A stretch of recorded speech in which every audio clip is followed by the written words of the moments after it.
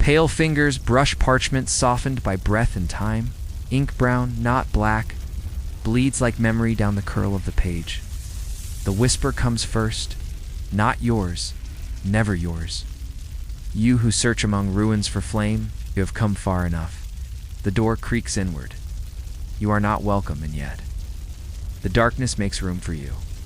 Within this tomb of mold and books, one tome is wrapped not in cloth but in ash, flakes that drift like bone dust, brittle with sacrilege. There are no titles on its spine, only a seared handprint. It does not belong to any known monk, scribe, or priest. It is too large to be human. The breath of the fire still lingers. You lean close. The voice returns. It was never meant to be remembered. You dare to peel back the first brittle page. Ancient script coils across the parchment, trembling as though it fears your eyes. And at its heart, buried beneath warnings, prayers, and silencing glyphs, a name gleams through the soot. Moloch. The name is not read, it is felt. A tremor behind your ribs. A prickle beneath your nails. A taste of smoke curling up your throat like a scream long buried.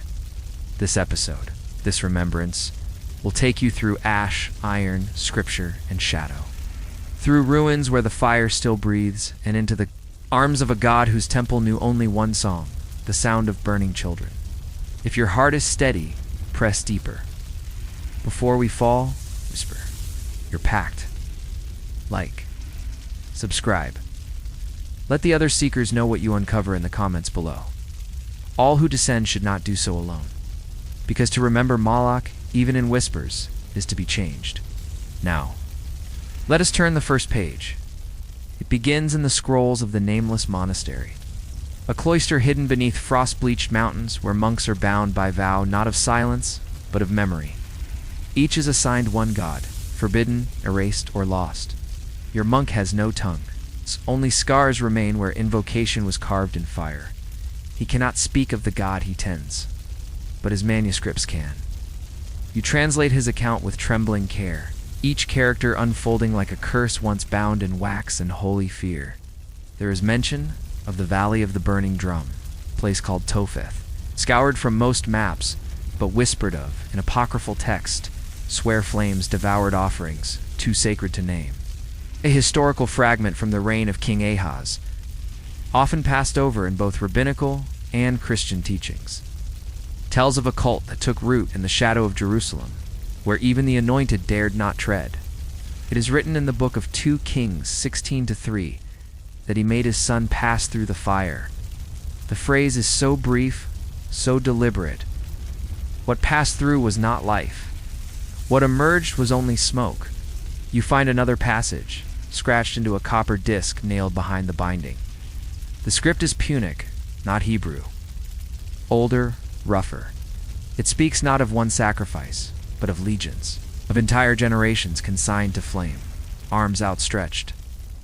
As if in mockery of divine mercy, the idol's arms were sloped downward, so that the offering would roll into the open fire beneath the god's belly. It was not enough to kill. The ritual demanded witnessing. Mothers watched. Fathers sang hymns through cracked teeth. Drums pounded not to celebrate, but to silence. Scholars once debated whether this cult truly existed, whether the bones of infants buried in Carthage were those of sacrifices, or simply natural deaths interred in sacred ground. But the truth is harder, murkier, burning beneath both claims. In fact, in 1921, archaeologists unearthed a mass of urns beneath a Carthaginian Tophet, containing charred bones of infants under 3 months old, with ritual inscriptions invoking Tinefan Bala, feminine consort deity. Some claimed these were stillborns or victims of plague, but others whispered something darker. They were born solely to be consumed. Forbidden ritual. A glyph appears in your monk's scrolla, crescent nested inside a sun, pierced by a vertical flame. This symbol is lost to all sanctioned canon, and yet it repeats in Phoenician ruins across Tyre, Carthage, and even distant Malta. It is said to be the eye that watches the fire drawn above every hearth used for Moloch's rites. It was illegal in Rome, punishable by crucifixion if discovered in a home. Unresolved mystery? The monk's final annotation in this section describes a passage from the Scroll of 9 Names. a text believed lost during the fire at the Library of Antioch. It references Moloch not as a god, but as a title, a mantle, one passed from being to being through the fire of legitimacy. The scroll claims that no god begins as Moloch, but may become one. No scholar has ever verified this scroll's existence. The title has no known linguistic root, does not fit with El, Baal, or even Molech. It simply burns alone. And yet the ash remains. You brush it from your fingers. The voice returns. Not all fire brings warmth. Some fire remembers. The walls of the scriptorium seem to darken. Not from torchlight, but from memory. You look to the next page. The ink is thicker now. Less script, more sketch. An idol, vast, hollow. Its arms are open. You lower your gaze, and the drawing stares back. The idol is grotesquely tall, disproportionate. With arms too long, fingers fused into shallow trays, a mouth yawns open across its stomach, gaping like a wound with stylized flames engraved. At the base bronze, the manuscript insists, it's bronze shaped not with reverence, but with rage. The monks named this depiction Moloch, the effigy of fire, though in no tongue does that term align with theology. In truth, it is not theology at all. It is machinery masquerading as divinity. You trace the crude contours of the idol, its posture rigid, its stance wide. The arms stretch forward, sloped downward, terminating above the gaping mouth. The design is intentional, mechanism of descent. The offering would be placed upon the arms, and gravity would do the rest. A furnace waited inside. Some accounts say it took 7 hours for the flames to cool. Others say they never did. Your breath hitches as the scroll expands each page layered, with illustrations and margins scrawled in a dead dialect of Aramaic. Here, a secondary source speaks, the translated memory of a Nabatean merchant. Dated to the 2nd century BCE, he describes entering a valley under moonlight, led by torch-bearing, figures chanting in a language so old it burned the ear. At the center of their procession stood the idol, enormous, covered in pitch and soot. It shimmered as the fire inside raged.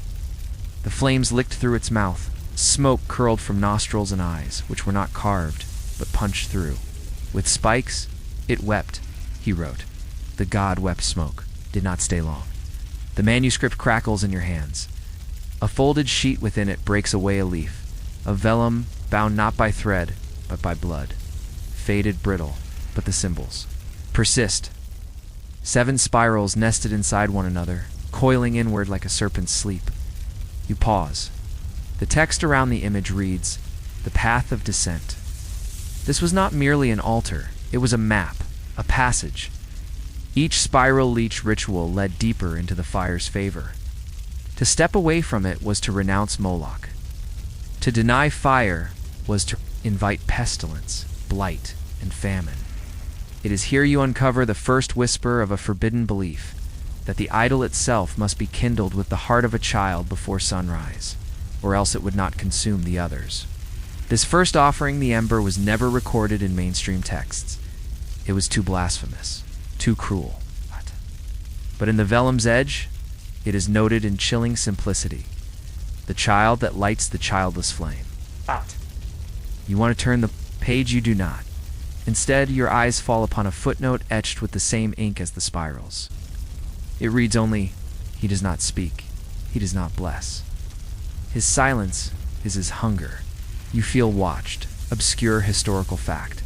In 1887, the Amarna letters clade tablets from the Egyptian archives referred to a tribe in Canaan whose patron god was not named, but described as the one who eats without mouth, whose fire is never satisfied. While scholars believe this to be poetic metaphor or reference to common sacrificial practices, some linguists now believe the passage describes an early Moloch cult predating Carthaginian evidence by centuries. Forbidden ritual, a fragment of mosaic uncovered in Rabbi, depicts a child held not in arms, but with tongs of bronze implements shaped like a serpent's jaw. The child is faceless. The priest's robe bears a symbol historians failed to decode, a pair of vertical lines crossed 7 times.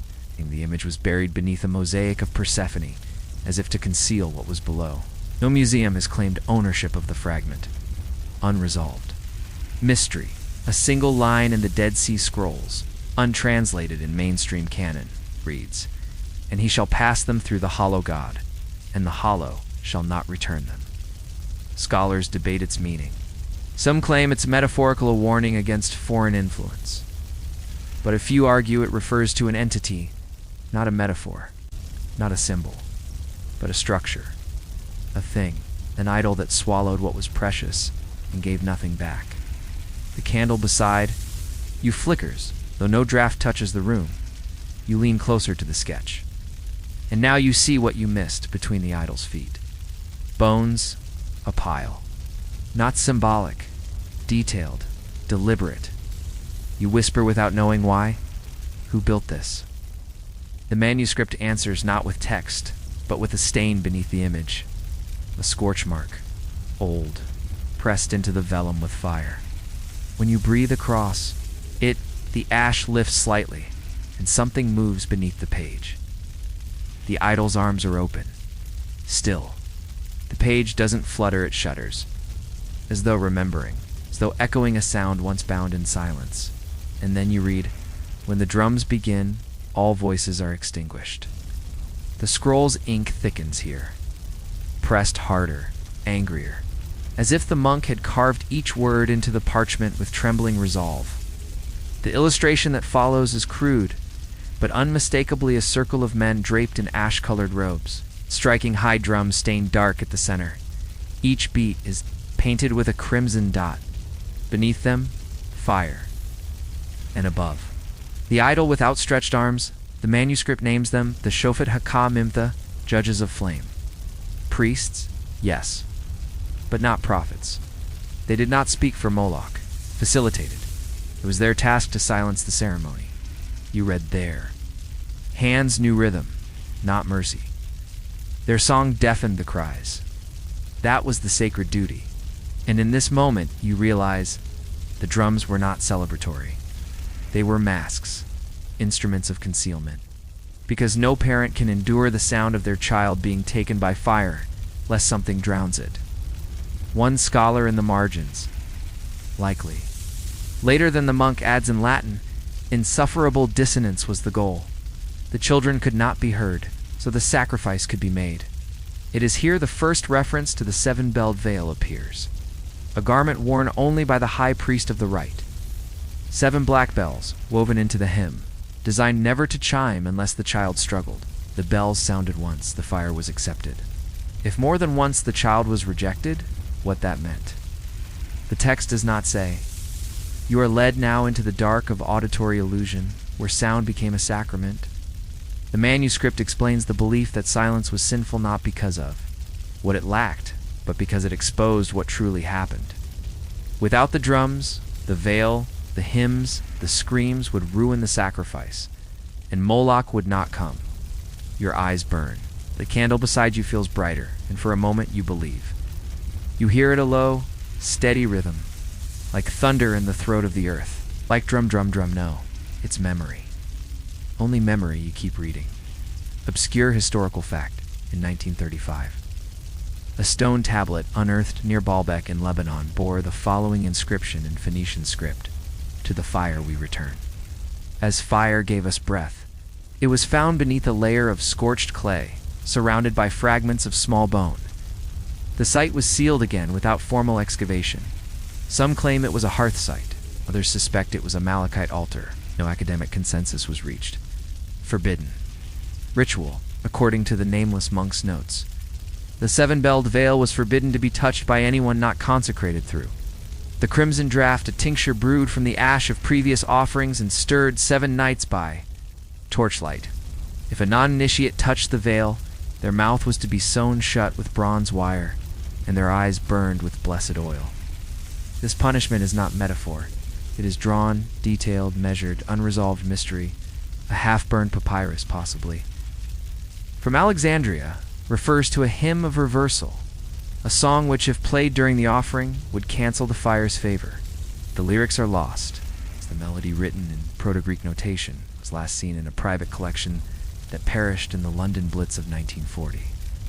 The implications are devastating, that the rite could be reversed, but was not. You lean back. The candle sputters now, not because of a breeze, but because you are too close, and still too far. A final footnote in the corner of the parchment is inked, not with the same brown script, but with black. Modern, as if added much later, it reads, "The drums never stopped. Only we stopped listening." And suddenly the thought claws through, what if the drums still beat? Not in ancient valleys, but in new ones, in factories, in power plants, in neon-lit temples of progress where children vanish not into fire, but into silence. The seven-belled veil becomes a metaphor, but only barely. You hear the echo again. Drum, drum, drum, you turn the page. The parchment smells of seawater now, brine and soot. You recognize it even before the ink unfurls the word Carthago, the city of empire, jewel of the Phoenicians, home to wealth, trade, and death. Unspoken Carthage is remembered for ships, silver, and generals with salt in their veins. But beneath the stone and column, beneath even the ruins, lies another city. One made not of limestone or cedar, but of Ashdod. It is called Tophet. You trace the name with your fingers, and the scroll quivers faintly. The nameless monk writes of it only once, and never again. The word is carved with trembling strokes, as though he feared it might ignite in his throat if spoken aloud, you are told. Tophet means drum or fireplace in ancient tongues, but here it means something more. It is the field of return, the site where the offerings were laid in rows, not in temple splendor, but in urns, like exiles sealed in clay, each urn buried with a plaque, each plaque engraved with names that history has buried deeper still. The text describes Carthage not as a city of trade, but as a city that fed its god. Each year the idol was warmed. Each year the children came. The belief was this: Moloch did not ask. He did not command. He simply hungered. And it was up to the Carthaginians to keep his appetite from turning inward, from devouring the city itself. It was not cruelty, they told themselves. It was exchange. A handful of ash to preserve 1,000 souls. You read the chilling phrase scratched in Aramaic. He who withholds causes the fire to turn inward. It was once a proverb. Later it became law. Roman historians, Diodorus, Plutarch Tertullian wrote with disgust of what they found there. But modern scholars have long debated their claims. Were the burned children victims of plague, honored by ritual cremation? Or were they sacrifices consumed in full knowledge and intention? Even now, there is no consensus. Only charred evidence. In 1921, the first major excavation of Carthage's Tophet unearthed thousands of urns. Inside, many were the remains of infants under 3 months. Mixed among them, sacrificial animal bones, lambs and in rare cases, burned gold trinkets in the shape of open palms. Obscure historical fact. The Stela of Salambo is found near the ancient harbor of Carthage. It bears a dedication to Tinit Fainbul and Balaman deities, often conflated with Moloch. The stela was buried upside down, an ancient practice used to hide sacrilege from the eyes of rival priesthoods. Some believe the term Baal Haman may have referred not to a god, but to the same hollow idol known by different names. In different tongues, forbidden belief. A marginal note in the scroll claims that some parents volunteered, that to offer your child was the highest honor, granting your bloodline immunity from disease, curse, and famine for 7 generations. These parents bore a Mark III vertical dots beneath the left eye. The scroll insists these marks were given willingly, burned with gold pins, never removed, unresolved mystery, 1 urn among thousands. Recovered in 1968 and now missing from museum record, contain not infant bones but adult teeth, fused together as if from intense heat. No explanation has satisfied. Some whispered of impostors priests punished by fire for botched rituals. Others claimed the idol once demanded something stronger, something aware. You touch the sketch of that urn in the monk's scroll. It is simple, cracked, but unmistakably shaped like a womb. The silence around Tophet is louder than any denial. Carthaginian descendants do not speak of it. Local guides skip over the site. Tourists are warned it is under restoration. But you are not a tourist. You are a seeker. The page begins to darken, not from soot, from shadow. As if the city itself wishes not to be remembered, as if memory is the only curse Moloch fears. You whisper the city's name again. Carta, and the candle dims. You do not. Flinch. Instead, continue deeper into the fire. Asterisk, you are not meant to speak his name. Not truly. The scroll calls him Moloch. But even that is only a shape carved from fear. His name is a wound, something torn from older tongues, sealed beneath salt and silence. What remains is a placeholder, like a soot-black veil covering a face that no longer bears features.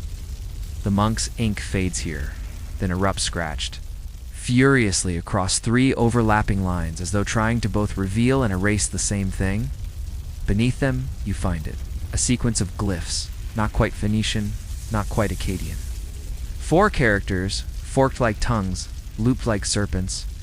You try to whisper it, your throat contracts. The breath escapes crooked, your tongue refuses. Some languages are designed to resist sound, others are designed to resist. Mercy, the scroll continues. This name, when uttered, scorches the soul through the tongue. It is known not by voice, but by the silence that follows. Even the monk, bound by silence already, dares not repeat it. Instead, he wraps the name in euphemism. The iron womb, it's the fire mouth, the one who opens. Every culture that met Moloch gave him a different title, never a true name. The Ammonites feared him. The Hebrews cursed him. The Romans outlawed him. But none dared to unmake him. You find now a rare insertion in the scroll, a charcoal rubbing of a stone stele, unearthed in the hills near Hinnom. A vertical script spells a forbidden sentence in early Paleo-Hebrew. Do not say his name thrice, lest the smoke remember you. That was the threshold. The scroll bears witness to a ritual of silencing, practiced by desert scribes who studied forbidden theonyms. Each participant would inscribe Moloch's name once, speak it aloud, and then draw a circle of ash across their mouth. The ritual was designed to dispel memory, a form of cognitive amnesia. Induced through sacred fear, only one of the 12 scribes survived the rite. He spent the rest of his days in a cave near Petra, drawing flame motifs across the wall. When discovered, his tongue was intact, but the entire roof of his mouth had blackened, as if burned from the inside out. The scroll simply calls it the price of utterance. Obscure historical fact. In the Zohar, a mystical text of Jewish Kabbalah, an obscure passage refers to a being who feeds on the syllables of children's names. Some scholars connect this to a forgotten demon, but one 13th century mystic Baruch of Narbonne claimed this was a veiled description of Moloch's worship, a god who thrived not only on the flesh of children, but on the erasure of their identity. Forbidden belief, one secret rite never. Spoken aloud, taught that to speak Moloch's name while standing between twin fires, cause your child's spirit to be exchanged with that of a flame being. A burning soul that granted prophecy, but burned too brightly to survive. Past 7 years. Some claimed this was not sacrifice, but divine trade. The ritual was outlawed by 3 empires. Those who attempted it were often found ash-gray, as if suffocated from within. Unresolved mystery among the Geniza. Fragments of Cairo discovered in a locked synagogue room in the 19th century was a shredded parchment containing a partial name written backward, mirrored, then struck through. The letters matched the early Moloch tetragram. Why it was hidden among rabbinic contracts and liturgical scrolls remains unsolved. No Jewish text has ever acknowledged it, and yet there it was, folded into memory, carved into fear. You now understand why no one invokes Moloch with faith, not even with curses. He is not a god to be followed. He is a god to be endured. Even the whisper of his name is a kind of fire. Not heat, but memory. He burns in the cracks of forgotten language, in the edge of prayers never answered, in the hollow where divine mercy should have dwelled, but did not. You close your mouth. You steady your breath. The glyphs are still there. Watching, the candle is guttering. The scroll grows darker. You do not speak. You turn the page. The page turns like a breath you forgot to take. Finer now, thinner like skin stretched too tightly over ancient memory. The ash smudges your fingertips. Something sweet lingers in the air. Not perfume. Not rot. Milk. Clinging like a whisper. To fire. You read the heading, etched in unadorned Aramaic, the offering that must follow. For Moloch, the sacrifice was never singular. It was a pair, the child, its second. A cup of milk still warm, still trembling. The milk was poured after the body had turned to smoke, never before. This order was immutable, broken only. Once, according to the scroll, and when it was, city withered. This belief, erased from most temple records, survives here only in the margins. A line is drawn from fire to cup, from screams to sweetness, from death to deception. The milk was not meant for mercy. It was not a gesture of kindness or absolution. It was a seal, a symbolic offering of innocence, replacing what had been taken. Not to mourn the lost child, but to convince the god. His hunger had been sated. In the scroll's grim poetry, let the fire consume the body. Let the milk still the mouth. One calms the flame. One blinds the eye. You feel your hands tremble as you reach the next section. A diagram of the altar platform. The body is placed in the hollow arms. The flame rises. The priest watches for smoke. And then, only then, the acolyte brings the milk held in a cup carved from ivory, etched with crescent markings, poured into the embers where the child once was. It is not hard to imagine. It's too easy. Some scholars, always distant, always clean, have theorized the milk symbolized an appeasement, a return to what had been denied. Others believe it was a form of perverse replacement theology, where the nourishment of the child was symbolically absorbed by the fire, God instead. But the monk writes plainly, the milk does not soothe, it binds. Without it, Moloch stirs. The fire remembers. Sacrifice becomes incomplete and worse. Unforgiven, obscure historical fact. A Punic inscription from the 4th century BCE, recovered near the ancient harbor of Mattia in Sicily. This mentions an annual festival of ash and flowing white dedicated to Baal-Haman and his bride Tinit. Scholars assumed this referred to wine libations, but residue analysis of fragments found nearby confirmed it was goat's milk, not alcohol. The purpose of the ritual remains unknown. Forbidden ritual. A later section of the monk's scroll speaks of the second offering, a deeply taboo rite in which the milk was mixed with ash. From the altar and consumed by the priesthood, this was not symbolic. It was transformative. Those who drank it entered trance states, spoke in reversed tongues, and wept blood from one eye only. The ritual was banned even among Malachite sects. The side effect: loss of all childhood memories, replaced with fire-laced visions of an endless scream. Unresolved mystery among the Dead Sea Scrolls. A torn fragment for Q553 references a white vessel that must never touch the altar directly. The implication is unclear. Why would a cleansing libation be forbidden from contact?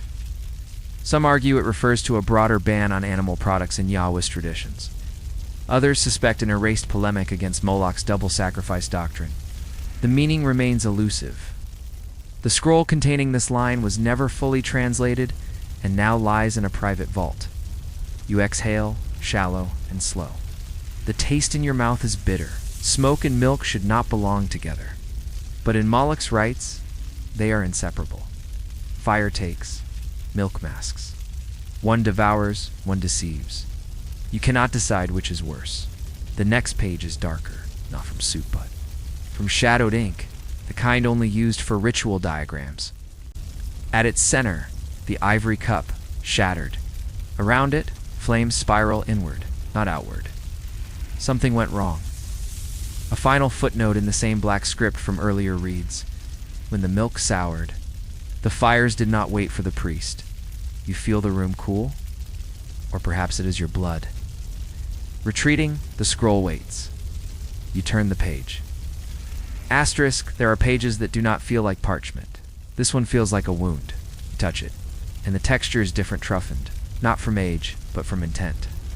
It has been abraded, as though someone tried to erase the ink by rubbing it with stone. The heading is partially destroyed. Only one word remains intact: Tophead. You recognize it. The name returns like smoke clinging to ruined lungs. The fireplace. The drum field. The cursed valley outside Jerusalem, where even prophets trembled. Where faith twisted. Where sacrifice bled into ritual. And ritual curdled into heresy. Topheth, the place God turned away from. The scroll hesitates before. Continuing. There are warning glyphs at the top, corners twinned flame spirals, etched in reverse. Marks of theological retraction. It means what follows is not endorsed, not canon, but remembered nonetheless. You read slowly now, as though each word is watching. The text claims, there was once a covenant not with Yahweh, nor Baal, but with a third, a nameless flame who offered protection in exchange for offerings. The elders of a forgotten tribe accepted. They built an altar of red stone in the valley, one that could not be broken by flood or siege. This was the first Topheth, first hollow altar. But when the rains failed and the rivers blackened with silt, the offerings changed from lambs to birds, from birds to infants. The covenant was not rewritten, it was merely assumed. They believed that greater sacrifice would yield greater blessing. And for a time, it did. Harvests surged, disease halted, enemies perished in storms. The priests declared the fire pleased. They built new tiers to the altar, named it a holy site, called it the furnace of the divine breath. But one prophet, unnamed, warned them, the fire is not from heaven, the fire is from beneath. They buried him beneath the altar, alive, and from that day Topheth burned without pause. You feel it now, that downward tilt in history, the slow slope from sacred to sacrilege. There is no sharp turn, only a quiet acceptance of horror dressed as holiness. Obscure historical fact in the book of Jeremiah, 7:31. It is written, "They have built the high places of Topheth, to burn their sons and daughters in the fire which I did not command. Nor did it enter my mind." This line, often skimmed over in liturgy, is one of the only direct biblical condemnations of Moloch's rites. Its specificity has long troubled theologians. Why explicitly state what God did not command, unless others claimed he had? Forbidden symbol. A broken circle pierced by a downward flame appears in the margins of glyph said to represent the severed covenant. It was scratched into stone at the ruins of Gehenna and later banned by temple scribes.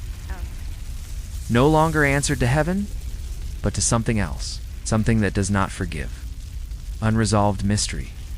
During excavations in 1979 beneath St. Peter's Monastery near Jerusalem, workers unearthed a layer of red bricks forming a flat platform. Beneath it, bone dust, ivory shards, and a single scorched plate bearing the glyph of the broken flame. The Vatican archives mentioned this find only once before sealing the record. No further investigation was permitted. No images were released. You feel your chest tighten. The altar in Topheth was never destroyed. Not fully, not spiritually. The fire was buried. But fire waits. Fire remembers. The scroll becomes erratic now. The monk's hand trembles in the ink. A passage is repeated over and over. He was never a God of mercy. He was a God of exchange. Mistake was not in sacrificing. Mistake was in believing it was ever holy. The last note on the page is not written in ink, but blood dry. Flaking, yet legible. I have seen the altar in dream. I have smelled the milk. I have heard the scream. He is not gone. He is not satisfied. The candle beside you extinguishes without warning. No breeze, no breath. Darkness presses in like Ashdot, you do not speak. You reach forward by instinct, by duty, and turn the page. Even in darkness, the fire finds a way to gleam. You relight the candle with trembling hands. The flame flickers to life. The parchment beneath it reflects gold. This page is not like the others. It gleams faintly along its edges, dusted with powdered bronze, or perhaps the residue of something that once rested here, metal worn by fire and time. And in its center, a drawing, impossibly intricate. A crown, shaped like no human monarch's, jagged and asymmetric, made of interwoven tongues of flame. Some tips forked like serpents, others curled like petals charred black. This is no royal heirloom. It is a mask of authority for the unmerciful. The heading reads, "The Crown of Malkamon, Flame-Bearer." This was not merely a relic. It was an artifact of divine persona, the final tool worn by Moloch's high priest before descending into ritual trance. The scroll claims the priest who donned it became more than priest. He became mouth of the flame, a living vessel, through which the god whispered his unutterable hunger. You shiver. Not from cold. The script narrows here, curling tighter, as if the monk feared being overheard. He recounts the tale of a crown unearthed in 1903 from beneath the ruins of a temple outside Gades, in modern-day Spain. Bronze, blackened, warped, its motif unmistakable. 7 spires like licking fire, converging toward a central flame eye. The archaeologist died within a year of its discovery. One drowned in a basin of salt water, though he had no wounds. Another leaped from a second-story window, repeating a single phrase, "It watches through fire." The last, before vanishing entirely, mailed a letter to the Museo Archeologico Nacional with a single sentence. The crown was not worn. It wore us. The crown was never catalogued, never displayed. The scroll says it was reburied by a fearful curator. Beneath salt, beneath stone, but you wonder. Obscure historical fact. Among the inventory of artifacts recorded at the British Museum in 1904 was a burnished bronze headdress, origin unknown, shape resembling flame tongues. No photograph survives. The object disappeared during a transfer in 1906. Its catalog number is listed, but the page bears a curator's scribbled note. Item transferred to null. That term is used only for objects deemed inappropriate for public record. Forbidden. Belief. A sect in the Levant during the 2nd century CE believed that Moloch did not appear in visions unless called through flame worn on the brow. Their priests constructed crowns of iron thorns, dipped in pitch and fire-hardened. The rite required the wearer to anoint themselves with ash from the last sacrifice. Once crowned, the priest would speak only in tongues, sometimes until the flesh. Beneath the crown burned. Only silence would break the trance. But silence, they believed, was the true sin. Unresolved mystery. The Temple of Tanit in North Africa holds a sealed chamber, unearthed in the 1970s and never opened to the public. Rumors from the digs suggest the chamber contains a throne made of scorched bronze, flanked by 2 effigies with scorched faces and heads bowed. Some accounts mention a twisted circlet resting on the throne. No official records confirm this. No photographs exist. But one worker's journal entry reads, "The air around it hums like something unfinished." You return your eyes to the drawing of the crown.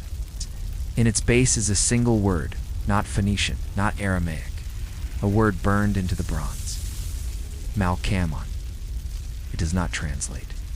The monk offers only a speculative footnote, not a name, a declaration, he suggests. The term may derive from an extinct root, one meaning not king but claimed by fire. You stare too long. The image seems to glow. The candle crackles. You hear something faint, a rasping sound. Like metal on scalp. Like the memory of weight pressing against your own skull. You look away. The next page is thicker and heavier. If fire left behind not just ash, but authority, you turn it, asterisk, the page opens like a tomb freshly cracked. Gone is the fragile, trembling script of the monk. Here, the ink is precise, angular, Latin, the tongue of empire, of law, of veils wrapped in order.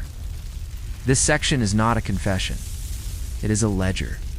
The Romans claimed to have abolished human sacrifice, declared it barbaric, outlawed by the Senate. In 97 BCE, but fire leaves traces. And among the temples of the East, in the shadowed corners of conquest, something ancient persisted. Not in name, not in form, but in function. You read of Emperor Aurelian, restorer of the sun cult, a man who, burned with divine ambition, Officially, he worshipped Sol Invictus, the unconquered sun. But in a lesser-known account, penned by an anonymous scribe of the Notitia Dignitatum, a troubling ritual is described. In the 7th month, when the drought is longest, the chosen are brought to the golden arch of flame, veiled in crimson. Their names are struck from the roll. Their ashes are kept in silence. It is not named. But you recognize the shape. The fire returns under new banners, wearing the mask of imperial light. Beneath Rome's marble and order, the old hunger was allowed to breathe again, just softly, just behind veils of incense and legality, cremation. Festivals were held under the guise of honoring plague victims, but records show no accompanying disease. No war, no famine, just fire and the smell of burning innocence. Obscure historical fact: in the ruins of Ostia, Antica, an underground chamber known as Domus Calaris was unearthed in 1892. Inside, scorch marks against bronze tiles, ritual fire pits, and a mosaic depicting a child flanked by flames and lions. No inscription named the god, but in graffiti scratched on the stairwell above, one word was repeated: Melk. Modern archaeologists insist it must be a misspelling, but no known Roman deity bore that name. Forbidden ritual. The scroll describes a rite practiced in secret among Roman mystery cults, the ritus Fumus Infantilicin, which initiates burned a figure of a child made of wax and goat's blood, but the oldest versions demanded a true offering. It was said the sacrifice opened the gates of Saul's left eye. The rite was performed at noon on the summer solstice, in a chamber lit by a single skylight shaped like an inverted flame. One surviving diagram is smeared with what might be rust, or blood. Unresolved mystery. A funerary stele held in the Capitoline museums bears no name.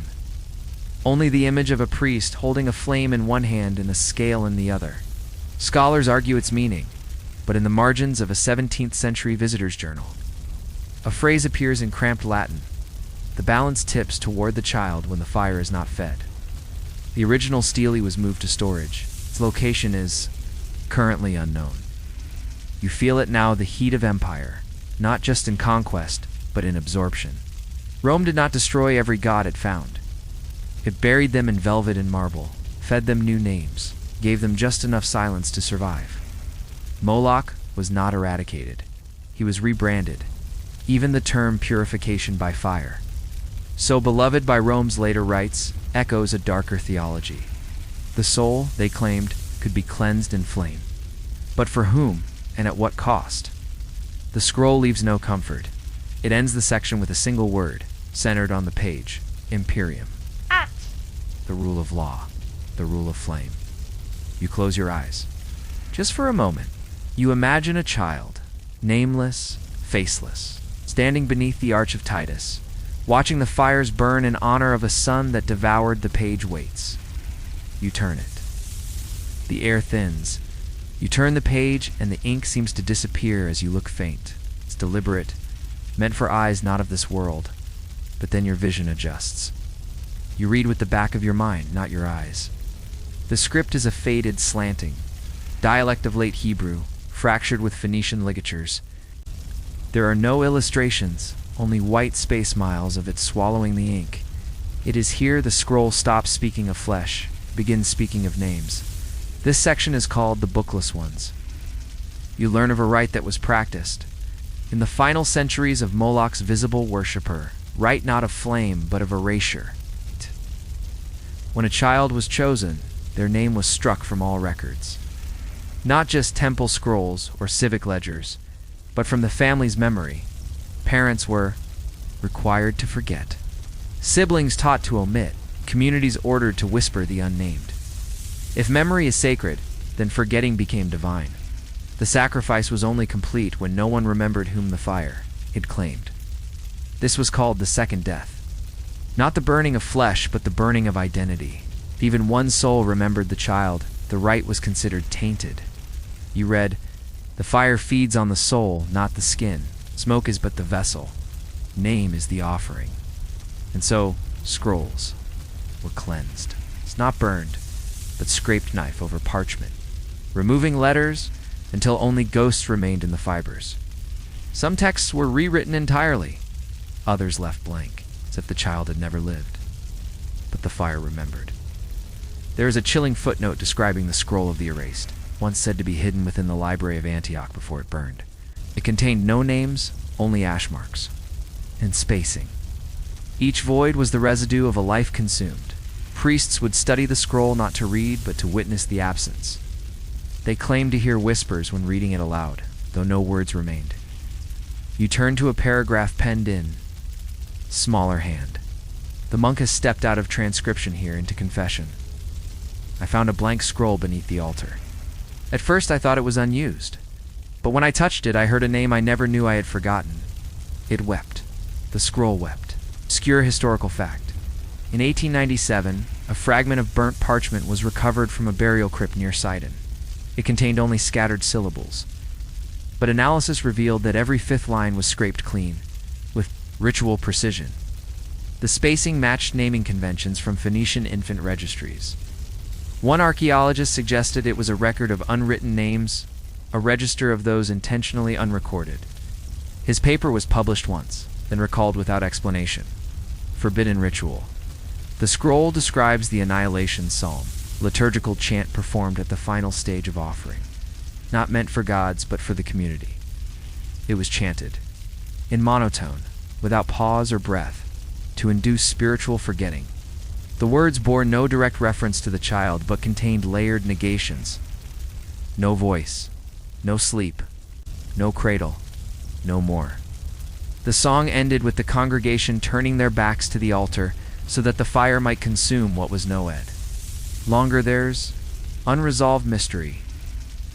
A temple floor uncovered in Tyre in 1914 bore a strange design. Thousands of concentric names etched into the stone, radiating outward. The outermost names were clear priests, nobles, citizens. The innermost, blank.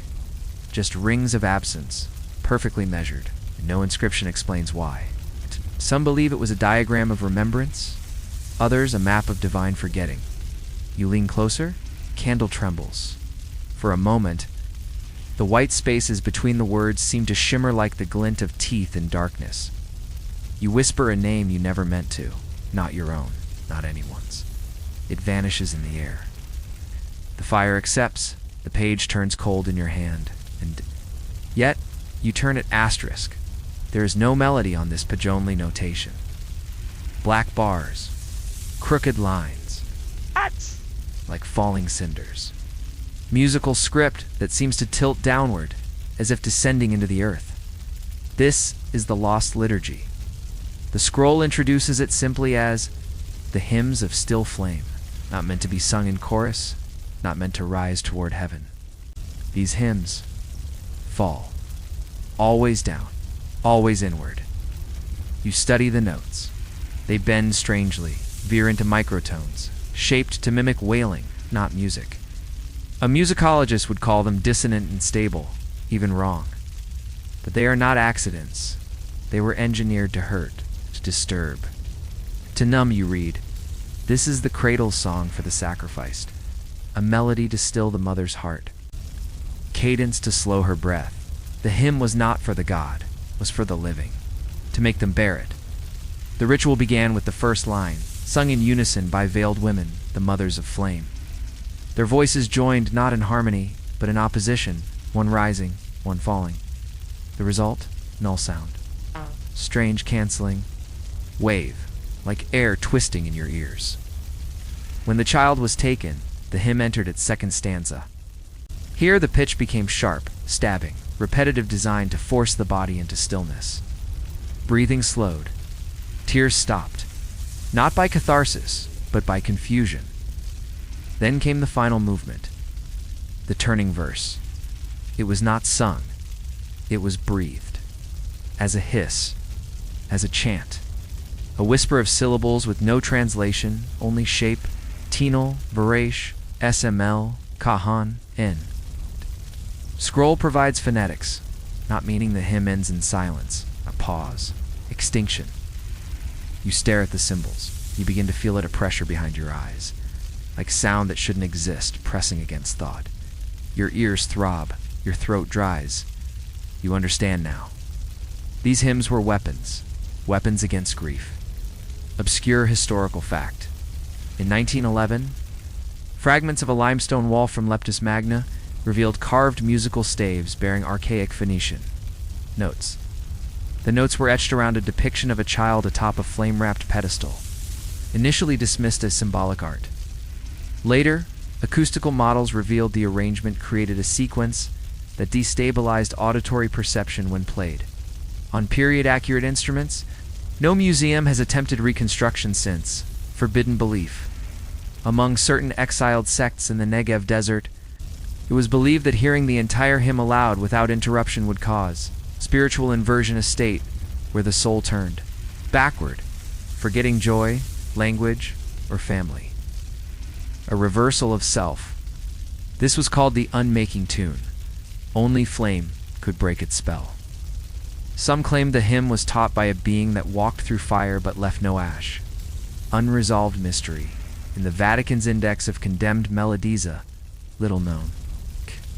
Musical equivalent to the Index Librorum Rehabilitorum, there is an entry from 1732 labeled Canticum Igneo Infantis, Song of the Fire Child, the only surviving. Manuscript was reportedly lost in a convent blaze in Avignon. The music was said to cause sleep without waking in infants. The notation bore resemblance to the scroll's hymn structure. No other copies are known. The candle now flickers erratically. Your eyes blur. You close the man. Hear it. It's not imagined, not memory. A hissed breath. Soft, wavering. You open your eyes. There is no one. But the script shivers. A final note in the margin reads, "Do not hum it. Do not trace it. Do not remember its shape." You do not hum, but the shape is already there, folded behind your tongue like a curse waiting to bloom. The page smells faintly of wax, burned at the edges. You turn it. This page is heavy. Its texture changes. The parchment grows coarser, flecked with dust that smells not of ash but of earth freshly broken. Something has been pressed into the fibers and impression. You run your fingers over the rough embossing and feel it, a rectangular form, shallow carvings, wedge marks. A cuneiform tablet. The monk has transcribed its contents here not word for word, but emotion for emotion. This was no ordinary find. It was impossible to destroy.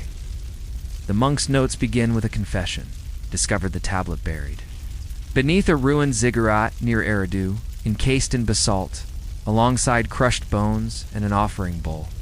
Though made of unbaked clay, the tablet had withstood centuries of flood, flame, and desecration. Not hardened by kill, but by something else. The inscription, in Old Akkadian, was only partially legible, but one line repeated, clear as fire. He devours the soul before the flesh. The being named is unfamiliar. Malakur, a devourer, a watcher, a god with no temple, only pits. The name shares root with Moloch and Moloch, but the structure is older, more primal. You feel it. This tablet is pre-Moloch, or perhaps the beginning. The monk goes on. Despite multiple attempts to replicate the inscription, each new tablet shattered when fired, but the original, untouched, unyielding, unmelted. It defies fire as if fire knows it. Obscure historical fact. In 1965, a private dig in southern Iraq uncovered a sealed chamber with 7 cuneiform tablets, one of which bore a deity name not recorded in any known Mesopotamian pantheon. The name, partially rendered as Malaku, was linked to a funerary cult that reportedly practiced reversals, rituals, wherein the dead were returned to fire after burial. The tablet disappeared during transit to Baghdad. The digs. Lead archaeologist never published the findings. He died a year later in a house fire. Forbidden ritual. The scroll recounts the rite of Ashurnu, the second burning, a ceremony in which the bones of the already dead, especially children, were exhumed and offered anew to fire, this time with their names erased from tombs. The purpose was not atonement. It was fear. The belief was that some children were taken too early, before their souls could be tasted fully. The fire would claim them again this time, completely. Unresolved mystery. The monk notes that no one has been able to recreate the original inscription without accidentally altering the grammar. A letter switches. Mark bends. Always as if. The tablet will not allow its name to be remembered accurately. Some scholars called this superstition. Others whispered of resistant language, a divine syntax that repels replication. One academic who attempted to reconstruct the script reportedly suffered aphasia. He forgot how to read. In all languages, you stare now at the rubbing included in the manuscript, a crude replica. The glyphs shimmer faintly in the candlelight, as if wet. But they're not. They reflect. They do not absorb flame. And then you see it between the lines of script, barely perceptible imprint of a face. Not drawn, not carved, just pressure in the clay. Wide mouth. Hollow eyes. No nose. A mask. Or perhaps a brand. Its edges curl slightly. It's like the flame of an extinguished wick. The monk ends the entry with a note not found elsewhere in the scroll. If the soul can burn before the body, then what remains after the fire? You don't know. You don't want to. But the page turns itself. You follow. Asterisk. The page is torn across the top, as if ripped in haste by wind, hand, or fear. Below, the ink trails downward like soot, clinging to a final breath. You recognize the shift. This is no longer legend or rumor. It is testimony. The monk recounts the findings of a dig, unauthorized, unwitnessed. And ultimately sealed beneath Damascus in 1883, a narrow crypt was unearthed by accident beneath. A defunct aqueduct hand within it. The skeletal remains of a man, seated in a cross-legged pose before a scorched scroll clutched to his ribs. No. Sign of tomb adornment. No sarcophagus. Just ash and the scent of copper. The scroll he held was partially intact. What little remained told a singular story. The confessions of the final priest of Moloch. A man unnamed, unremembered, forgotten by faith and fire alike, you read. When the temples fell, I fled with the last flame still in my mouth. It sang to me. It did not forgive me. I became its tongue, but never its will. Punctuated by moments of clarity, he writes of wandering from Tyre to Petra, from Sidon to Damascus. Carrying nothing but the smoke memory of a dead god, he speaks of rituals performed in caves, sacrifices unwitnessed, save by bats and dust. The flame grew weaker each time. The offerings less pure. Some were animals, some were not. And still, Moloch would not come. Not fully. The priest believed he had failed. The crown, the chance, the collective forgetting, the god had lost form, had become only hunger, shape without structure, a desire without definition. So he committed to a final rite. If my body is the last flame, let it be the altar. He prepared his own pyre, not with wood, but with scrolls, names, symbols, everything sacred to the cult. And atop it, he placed himself, seated, mouth open, scroll pressed to heart. He never burned. That is the mystery.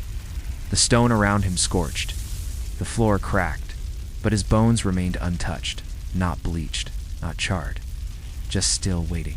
And the scroll he held, still. Legible, you read, I was never a priest. I was always a meal. Obscure historical fact, A1905. French expedition documented the accidental discovery of a scorched chamber beneath a Damascus bathhouse, then quietly buried the findings.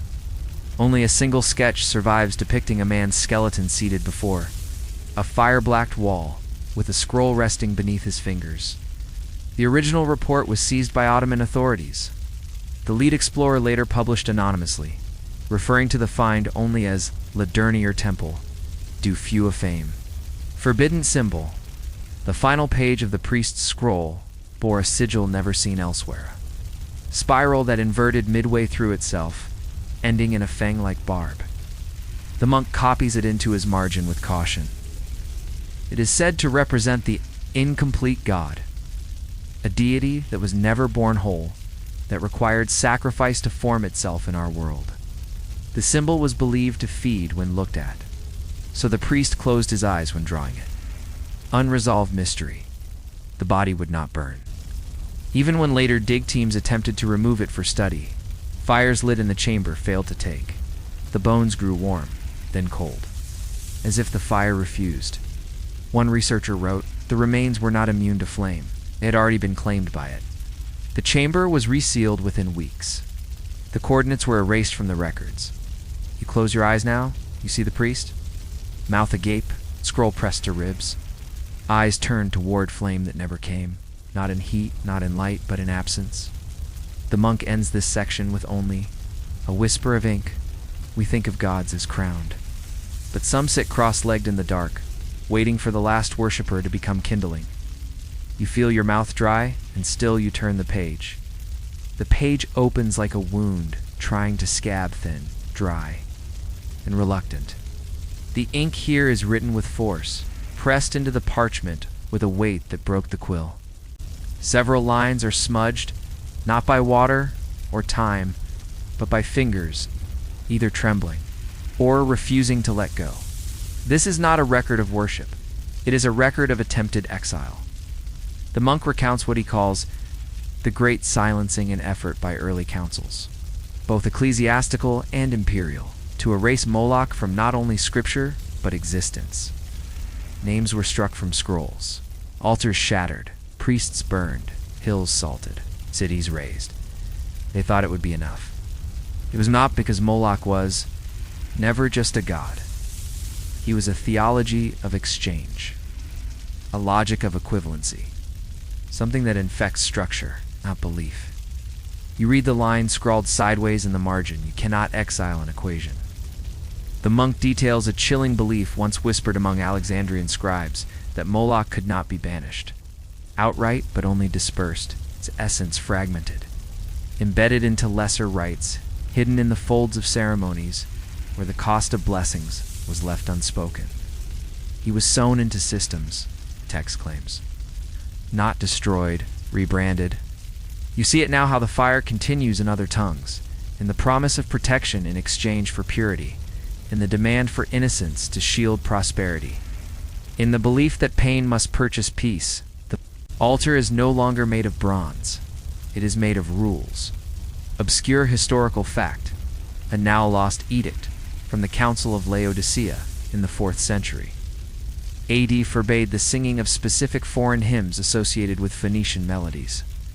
One such melody, transcribed into Latin as Carmen Inversum, was described as the music of inverse mercy. The edict did not name the associated deity, but footnotes from a 12th century Latin scholar reference the god who demands children, unnamed in Christ's house, forbidden belief.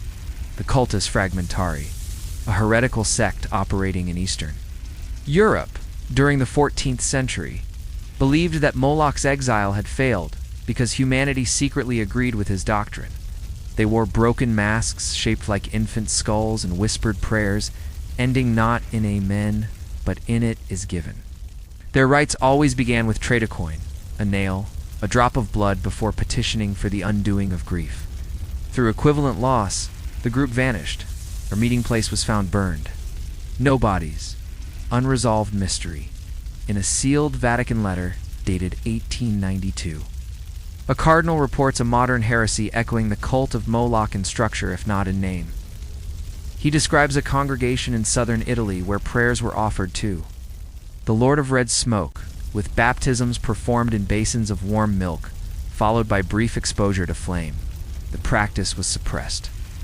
But the cardinal concludes chillingly, if this is not Moloch, it is the scar where he once stood. The letter was never published. You look up from the scroll. The candle dances, flame bending not away from the page but toward it, drawn. Even flame remembers. The monk ends this section not with prophecy, but despair. We thought him gone, but he persists in silence, in logic, in law. Wherever a soul is weighed and deemed insufficient, unless paid for in blood he breathes, you feel the truth. It's not just in history, but in modernity, in systems. in cold formulas of cost and benefit. In institutions that sacrifice the vulnerable for stability, he is not gone. He is not God. He is a principle, still obeyed. The page feels heavier. You realize the parchment has been double-lined. Beneath it, another sheet. One that waits. You lift. You descend again. Asterisk, you expect this to be the end. The closing of a circle. A ceiling of ash to memory. But the parchment is smooth, clean. Newer, the ink is darker.